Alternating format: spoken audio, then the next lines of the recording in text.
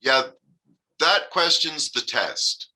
So the answer about who is the current guardian of the Bahai Faith is the person who fulfills the criteria, the scientific criteria in the Will and Testament on page 11. It says there that the guardian must appoint him who is to be his successor in his own lifetime. So we know that whoever the legitimate guardian is has to produce a evidence that he was appointed by the previous guardian in that guardian's lifetime. So in other words, in order to know who the guardian is currently, we'd have to know who the previous guardian was also, see? And then the second criteria, it says, is that should the firstborn of the guardian of the cause of God not inherit the spiritual within, and that's up for the guardian to decide, not other people. It says, then he should, the guardian of the cause of God should choose another branch, another Gusan, another Ogson to succeed him. So for the main 7 groups of Baha'is, they all accept Bahaullah, and they accept that Bahaullah in the Kitabiyat authoritatively appointed Abdulbaha to be his successor, and Baha'u'llah did this in his lifetime too, in the tablets of the branch and verbally with a lot of the believers. Then when Abdulbaha passed on and ascended, his will and testament names Shoghi Effendi to be his successor with the title Guardian of the Cause of God. So all 7 groups accept this foundation of Baha'u'llah, Abdulbaha, and Shoghi Effendi. Now, after the passing of Shoghi Effendi, there's really just this split between the 2 members of the Holy Family. There's the group that accepts Mason ریمی as the guardian, who's the successor to Shoghi Effendi. And they've been, all 6 of these groups, 5 of them have been, all 6 of these groups have been able to demonstrate Mason ریمی being appointed by Shoghi Effendi as the president of the council, and the fact that Shoghi Effendi wrote in writing on the packet of the hair and the blood that he accepts Abdulbaha's legal adoption of Mason ریمی to be his son, in quotes, or Ogson.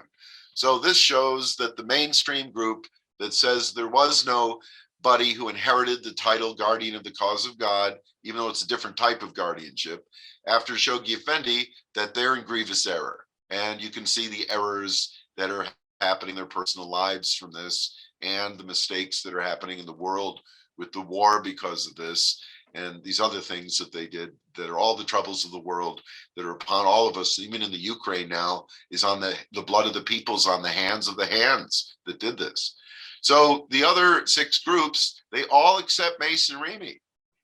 So out of the 7 Baha'i groups, the majority of them accept the continuation of the guardianship, whereas the minority, only one of the 6, rejects this. So they're in error.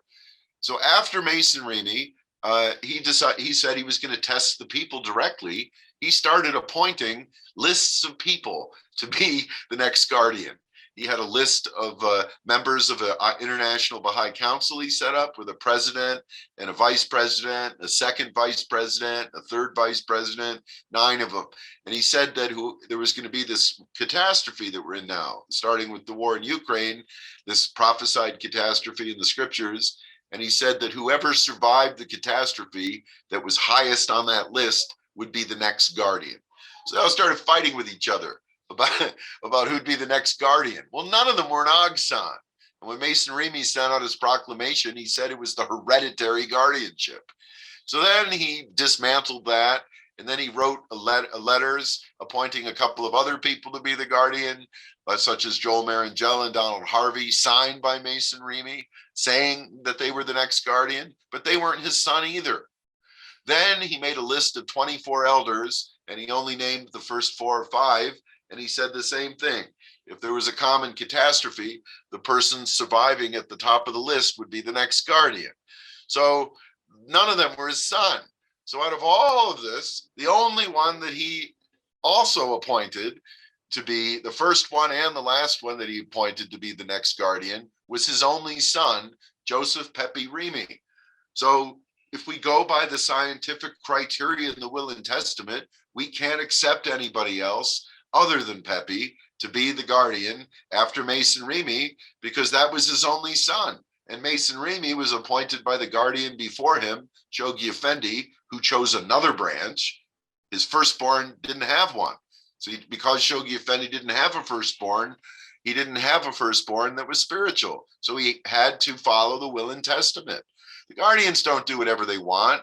Abdulbaha doesn't do whatever he wants, what Abdulbaha wants. Bahaullah doesn't have whims and wills and just say things off the top of his cuff of his sleeve from his own self. No, the manifestations of God are absolutely submissive and obedient to the commandments of God and reveal the words of God and don't speak from their own self.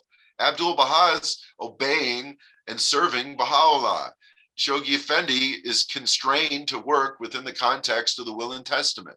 And it's said to him, a directive from God to him, that if he doesn't have a firstborn son, to choose another Ogson. So there was nobody else that was another Ogson alive. Even when Abdulbaha wrote the Will and Testament, his whole family and all his brothers were gone. So how could there be another Ogson except for Mason Rími, who was the only Ogson that Shoghi Effendi could possibly choose? And he did. And then Mason Rími's test was by appointing multitudes of people, but only one of them was his son. And then Pepe did the same thing. He had three decoys, the way Mason Rími had three main decoys, Joel Marangella, Donald Harvey, and Rex King. All three of them were not his son. And Mason Rími had three people. I won't mention their names right now. Pepe had three, and he wrote to them about this. And they were all ready and willing to accept themselves to be the successor. And then he told them that if they turned against Dr. Leland Jensen, they would forfeit this opportunity, and they did.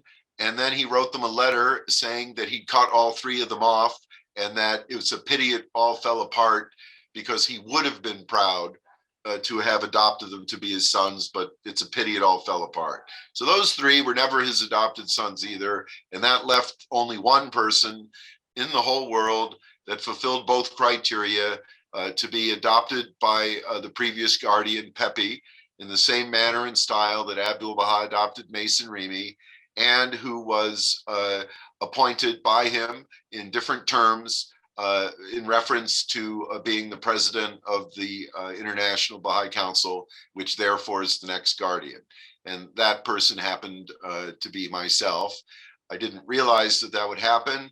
At the time that I was in the Baha'i community, I was very well aware of the tests of Shoghi Effendi's Big Sting and Mason Rími, and how Mason did this by naming many people, but only having Pepe to fulfill both criteria.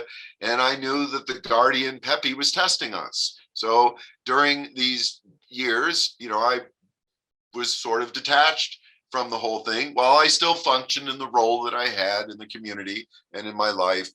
Then after his passing, Pepe's passing, we went through all of his papers and saw what his whole test was.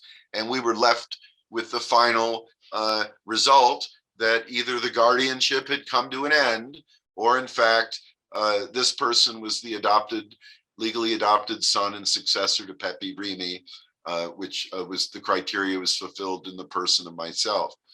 And oddly enough, the same thing that happened at the time of Mason Rími and Ria Khanum happened again in the Bahais under the provision of the Covenant community that was centered in Missoula, Montana, where we had the main school.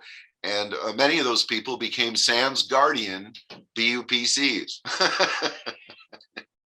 So I just started living in a Baha'i community with trying to form a council that didn't have a guardian at the head of it, just like the Hands in Haifa.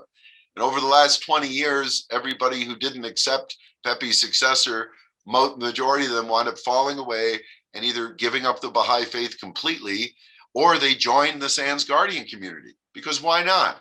Why live in a Sans Guardian community of people that were isolated by being educated by Dr. Leland Jensen, when they could just join the mainstream Sans Guardian Baha'i community and have many more people and friends to associate with? So many of them joined the ranks of the mainstream group, but our group, our little band of exiles, continues going forward to promote the truth of the cause as we know it.